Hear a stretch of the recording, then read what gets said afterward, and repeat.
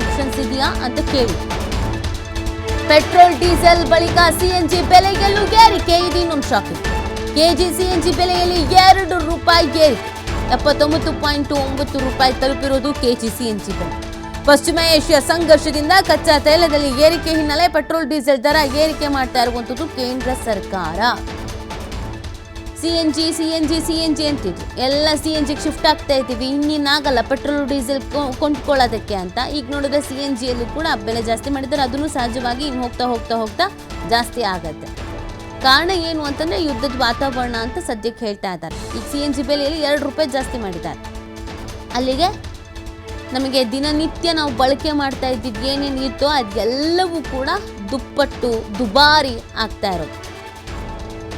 ಮುಂದಿನ ದಿನಗಳಲ್ಲಿ ಇನ್ನೂ ಕ್ರಿಟಿಕಲ್ ಸಿಚುವೇಶನನ್ನು ಎದುರಿಸ್ತೀವಿ. ಯಾಕಂದರೆ ಸುಳಿವು ಕೊಟ್ಬಿಟ್ಟಿದ್ದಾರೆ. ಕರೋನಾ ಸಂದರ್ಭದಲ್ಲಿ ನಾವು ಹೆಂಗಿದ್ವೋ, ಯಾವ ಥರದೊಂದು ಪರಿಸ್ಥಿತಿಯನ್ನು ಎದುರಿಸ್ತಿದ್ವೋ ಅದೇ ಥರದೊಂದು ಪರಿಸ್ಥಿತಿಯನ್ನು ಎದುರಿಸಬೇಕಾಗಬಹುದು ಅನ್ನೋದನ್ನು ಹೇಳ್ತಾ ಇದ್ದಾರೆ.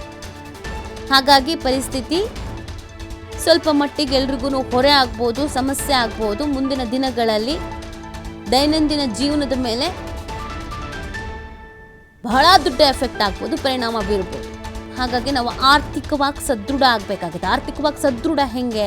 ಪ್ಲ್ಯಾನಿಂಗ್ ಮಾಡ್ಕೊಳ್ಬೇಕಾಗತ್ತೆ. ಇನ್ಮೇಲೆ ಎಲ್ಲವನ್ನು ಲಿಮಿಟಾಗಿ ಖರ್ಚು ಮಾಡೋದು. ಯಾಕಂದರೆ ನಮಗೆ ಅಗತ್ಯ ಇರೋ ಬೆಲೆನೇ ಜಾಸ್ತಿ ಆಗಿಬಿಟ್ಟಾಗ ಇನ್ನೆಲ್ಲಿ ಹೇಳಿ ಅದನ್ನು ತಗೋಬೇಕು, ಇದನ್ನು ತಗೋಬೇಕು, ಸೆಟಲ್ಡ್ ಲೈಫು ಲೀಡ್ ಮಾಡಬೇಕು, ಕಷ್ಟ, ತುಂಬ ಕಷ್ಟ ಆಗುತ್ತೆ. ಮನೇಲಿ ಒಬ್ರೊಬ್ರು ದುಡಿತಾ ಇದ್ರಂತೂ ಹಿಂಸೆ ಆಗಿ ಹೋಗುತ್ತೆ. ಈ ಕಡೆ ಬಾಡಿಗೆ ಕಟ್ಟಬೇಕು, ಬಾಡಿಗೆ ರೇಟೆಲ್ಲ ಜಾಸ್ತಿ ಆಗಿದೆ. ದೊಡ್ಡ ದೊಡ್ಡ ನಗರದಲ್ಲಿ ಇದ್ವಿ ಅಂತಂದರೆ ಗೊತ್ತಾಗತ್ತೆ. ಅವಾಗೆಲ್ಲ ಡಬಲ್ ಬೆಡ್ರೂಮ್ 8,000, ಈಗ 17,000 ಅಂತ ಇದ್ದಾರೆ. ದಿನಸಿ ಬೆಲೆ ಜಾಸ್ತಿ ಆಗಿದೆ, ಮಕ್ಕಳ ಸ್ಕೂಲ್ ಫೀಸ್ ಜಾಸ್ತಿ ಆಗಿದೆ, ಪೆಟ್ರೋಲ್ ಡೀಸೆಲ್ ಜಾಸ್ತಿ, ಕೆಲಸಗಳು ಕಮ್ಮಿ. ಯಾಕಂದರೆ ಉದ್ಯೋಗನೇ ಇಲ್ಲ, ಉದ್ಯೋಗ ಸೃಷ್ಟಿನೇ ಆಗ್ತಿಲ್ಲ. ನೀವು ಯಾರನ್ನು ಬೇಕಾದರೂ ಕೇಳಿ, ಯಾವುದೇ ಕ್ಷೇತ್ರದಲ್ಲಿ ಎಲ್ಲೋ ಒಂದು ಕಂಪ್ನಿಲಿ ಕೆಲಸ ಮಾಡ್ತಾಯಿದ್ದೀವಿ ಅಂದರೆ ಬದುಕೊಂಡು ಬಿಟ್ಟು ಇನ್ಯಾವುದೋ ಕಂಪ್ನಿಲಿ ಕೆಲಸ ಹುಡ್ಕಕ್ಕೆ ಹೋಗ್ತೀವಿ ಅಂದರೆ ಕೆಲಸ ಸಿಗಲ್ಲ, ಬೀದಿಗೆ ಬರೋ ಪರಿಸ್ಥಿತಿ. ಹಾಗಾಗಿ ಮುಂದಿನ ದಿನಗಳಲ್ಲಿ ಮತ್ತಷ್ಟು ಸಮಸ್ಯೆಗಳನ್ನು ಎದುರಿಸಬಹುದಾದ ಸಾಧ್ಯತೆಗಳಿಗಿದೆ. ಇದನ್ನು ಆಲ್ರೆಡಿ ಸುಳಿವು ಕೊಟ್ಬಿಟ್ಟಿದ್ದಾರೆ ದೇಶದ ಪ್ರಧಾನಿಗಳೇ. ಹಾಗಾಗಿ ಸ್ವಲ್ಪ ಮಟ್ಟಿಗೆ ಪ್ಲ್ಯಾನಿಂಗ್ ಮಾಡ್ಕೊಳ್ಳೋದು ಸೂಕ್ತ, ಎಚ್ಚರಿಕೆ ವಹಿಸೋದು ಸೂಕ್ತ. ಮತ್ತೆಲ್ಲ ಹಳ್ಳಿ ಕಡೆಗೆ ಮುಖ ಮಾಡಬೇಕಾ, ತೋಟ ಗದ್ದೆ ಅಂತ ಹೋಗಬೇಕಾ, ನಿಮಗೆ ಅದೂ ಸಮಸ್ಯೆ. ಎಲ್ಲದ್ರ ರೇಟು ಜಾಸ್ತಿ ಅಂತ ಇಲ್ಲಿ ಹೇಳ್ತಾ ಇದ್ದೀವಿ. ಹೋಗಲಿ, ಅಲ್ಲಿ ರೈತರಿಗೆಲ್ಲ ಸಿಗ್ತಾ ಇದೆಯಾ? ಇಲ್ಲ. ಹಾಗಾಗಿ ಮುಂದಿನ ದಿನಗಳಲ್ಲಿ ಜೀವನ ನಡೆಸೋದು ಸ್ವಲ್ಪ ಮಟ್ಟಿಗೆ ಚಾಲೆಂಜಸ್ ಅಂತ ಅನ್ನಿಸ್ಬಹುದು. ರೇಟೆಲ್ಲ ಜಾಸ್ತಿ ಆದಾಗ ನೀವು ತಲೆ ಓಡಿಸಿ ಪ್ಲ್ಯಾನಿಂಗ್ ಮಾಡ್ಕೊಂಡು ಮಾಡ್ತೀರಾ ಅಂದರೆ ಓಕೆ. ಇಲ್ಲ, ಏನು ಪ್ರಾಪರ್ ಪ್ಲ್ಯಾನಿಂಗ್ ಇಲ್ಲದೆ ಇರ್ತೀವಿ ಅಂತಂದರೆ ಕಷ್ಟ ಆಗಬಹುದೇನೋ. ಎಲ್ಲ ಕ್ಷೇತ್ರದ ಮೇಲೂ ವ್ಯತಿರಿಕ್ತವಾದಂಥ ಪರಿಣಾಮ ಬೀರ್ತಾ ಇದೆ ಈ ಯುದ್ಧದ ವಾತಾವರಣ. ಈಗ ಪೆಟ್ರೋಲು ಡೀಸೆಲ್ ಬೆಲೆ ಜಾಸ್ತಿ ಆಗಿದೆ, ₹3 ಏಕ್ದಮ್. ನೋಡಿ, ನಿಮಗೆ ಅವಾಗೆಲ್ಲ ಪೆಟ್ರೋಲ್ ಬೆಲೆ ಜಾಸ್ತಿ ಅಂದಾಗ ಪೈಸೆ ಲೆಕ್ಕದಲ್ಲಿ ಆಗ್ತಿತ್ತು, ಈಗ ರೂಪಾಯಿ ಲೆಕ್ಕದಲ್ಲಿ. ಮಾಹಿತಿ ನೀಡ್ತಾರೆ ನಮ್ಮ ಪ್ರತಿನಿಧಿ ಶ್ರೀಧರ್, ಲೈವ್ನಲ್ಲಿ ಜಾಯ್ನ್ ಆಗ್ತಾ ಇದ್ದಾರೆ. ಶ್ರೀಧರ್, ಇದು ಶಾಕಿಂಗ್ ಅಂತ ಅನ್ನಿಸ್ತಾ ಇರೋದು ಏಕ್ದಮ್ ₹3 ಜಾಸ್ತಿ ಆಗಿರೋದು. ಪೆಟ್ರೋಲ್ ಡೀಸೆಲ್ ಬೆಲೆ ಜಾಸ್ತಿ ಮಾಡ್ತಾರೆ ಅನ್ನೋದೊಂದು ಐಡಿಯಾ ಅಂತೂ ಇತ್ತು, ಇದೇನು ಏರಿಕೆ ಮಾಡಿದ್ದಕ್ಕೆ ಶಾಕಿಂಗ್ ಅಲ್ಲ ಅಂತ. ಬಟ್ ಏಕ್ದಮ್ ಈ ಪೈಸೆ ಲೆಕ್ಕದಲ್ಲಿ ಜಾಸ್ತಿ ಆಗ್ತಿದ್ದು ರೂಪಾಯಿ ಲೆಕ್ಕದಲ್ಲಿ ಜಾಸ್ತಿ ಆಗ್ತಾ ಇದೆ. ಸೊ ಯಾವ ಥರ ದುಬಾರಿ ಆಗ್ತಾ ಇದೆ ಜೀವನ.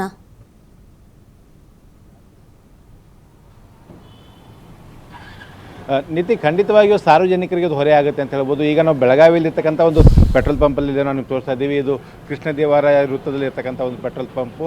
ಇಲ್ಲಿ ಕೂಡ ಏನು ಬೆಳಗ್ಗೆ 6 ಗಂಟೆಯಿಂದಲೇ ಪೆಟ್ರೋಲ್ ಮತ್ತು ಡೀಸೆಲ್ ದರ ಹೆಚ್ಚಳ ಆಗಿದೆ. ಯಾಕಂದರೆ ಪ್ರತಿ ಲೀಟರ್ಗೆ ₹3 ದರ ಹೆಚ್ಚಳ ಆಗಿರ್ತಕ್ಕಂಥದ್ದು. ಇದು ಗ್ರಾಹಕರಿಗೆ ಒಂದು ದೊಡ್ಡ ಹೊರೆ ಆಗುತ್ತೆ ಅಂತ ಹೇಳ್ಬೋದು. ಯಾಕಂದರೆ ಇತ್ತೀಚೆಗಷ್ಟೇ ಪ್ರಧಾನಮಂತ್ರಿ ನರೇಂದ್ರ ಮೋದಿ ಅವರು ಮಾತನಾಡಿದ್ರು. ಆ ಒಂದು ಸಂದರ್ಭದಲ್ಲಿ ಪೆಟ್ರೋಲ್ ಡೀಸೆಲನ್ನು ಕಡಿಮೆ ಪ್ರಮಾಣ ಬಳಕೆ ಮಾಡಬೇಕಂತ ಹೇಳ್ತಾರೆ. ಈಗ ಕಾರ್ಸ್ ಮಾಲೀಕರವ್ರು ಮಾತಾಡ್ಸೋಣ.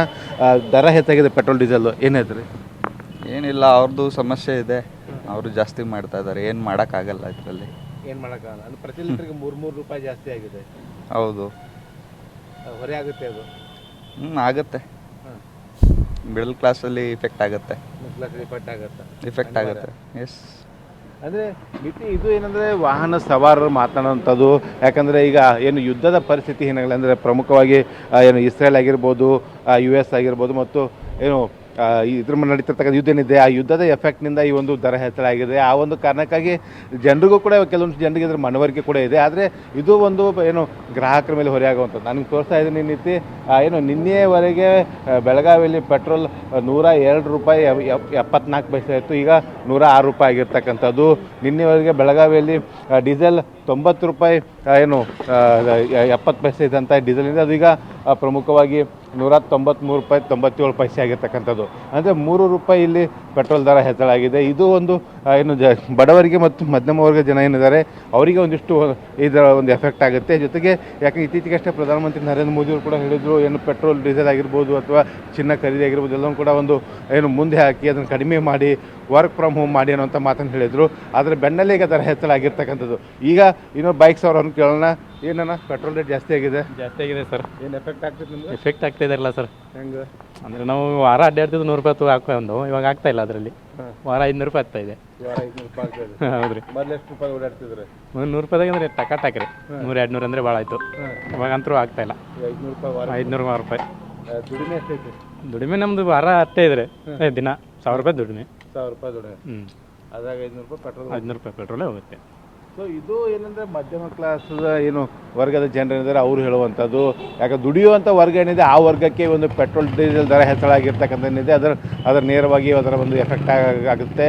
ಈಗ ಯಾಕಂದ್ರೆ ಬೈಕ್ ಸವಾರರು ಒಬ್ಬ ಹೇಳ್ತಾ ಇದ್ರು, ಯಾಕಂದರೆ ಅವರು ಕೂಡ ದುಡಿಯೋ ಕಾರ್ಮಿಕ ಆಗಿರ್ತಕ್ಕಂಥ ಹಿನ್ನೆಲೆ ವಾರದಂತೆ ಅವರ ದುಡಿಮೆ ಏನು ಸಂಬಳ ಇರ್ತಕ್ಕಂಥದ್ದು 1000 ರೂಪಾಯಿ, ಅದರಲ್ಲಿ 500 ರೂಪಾಯಿಗೆ ಪೆಟ್ರೋಲ್ಗೆ ತೆಗೆದಿಡಬೇಕಾದಂಥ ಅನಿವಾರ್ಯತೆ ಇರ್ತಕ್ಕಂಥದ್ದು. ಹಾಗಾಗಿ ಬೆಲೆ ಏರಿಕೆ ಎಫೆಕ್ಟ್ ಏನಿದೆ ಅದು ನೇರವಾಗಿ ಬಡ ಮತ್ತು ಮಧ್ಯಮ ವರ್ಗದ ಜನರಿಗೆ ಒಂದು ಬರೆ ಎಳೆಯುವಂಥ ಕೆಲಸ ಆಗ್ತಾ ಇದೆ ಅಂತ ಹೇಳ್ಬೋದು. ಇದು ಎಲ್ಲೋ ಒಂದು ಕಡೆ ಈ ಯುದ್ಧದ ಏನು ನಡೀತಾ ಇದೆ, ಮಧ್ಯ ಪ್ರಾಂತ್ಯದಲ್ಲಿ ನಡೀತಕ್ಕಂಥ ಯುದ್ಧದ ಎಫೆಕ್ಟ್ನಿಂದ ಇದು ಹೆಚ್ಚಾಗ್ತದೆ. ಇದರ ಒಂದು ಬೆಲೆ ಏರಿಕೆ ಆಗ್ತಾ ಇದೆ. ಇದು ಮುಂದಿನ ದಿನಗಳಲ್ಲಿ ಇನ್ನೂ ಕೂಡ ಹೆಚ್ಚಳ ಆದರೂ ಕೂಡ ಏನು ಅಚ್ಚರಿ ಪಡಬೇಕಾಗಿಲ್ಲ ನೀತಿ. ಎಲ್ಲೋ ಒಂದು ಕಡೆ ಇದು ದೇಶದ ಏನು ಮಧ್ಯಮ ವರ್ಗದ ಜನರು ಏನಿದ್ದಾರೆ ಮತ್ತು ಬಡವರ್ಗದ ಜನ ಇದ್ದಾರೆ ಅವರು ಈ ಒಂದು ಬೆಲೆ ಏರಿಕೆಯಿಂದ ತತ್ತರಿಸಿ ಹೋಗ್ಲಿದ್ದಾರೆ ಅಂತಲೇ ಹೇಳ್ಬೋದು ನೀತಿ. Fine, thank you Sridhar. ಆಮೇಲೆ ಡೀಟೇಲ್ಸ್ಗೆ ಮತ್ತು ಪೆಟ್ರೋಲ್ ಮತ್ತು ಸಾದಾ ಬರ್ತದೆ 98 30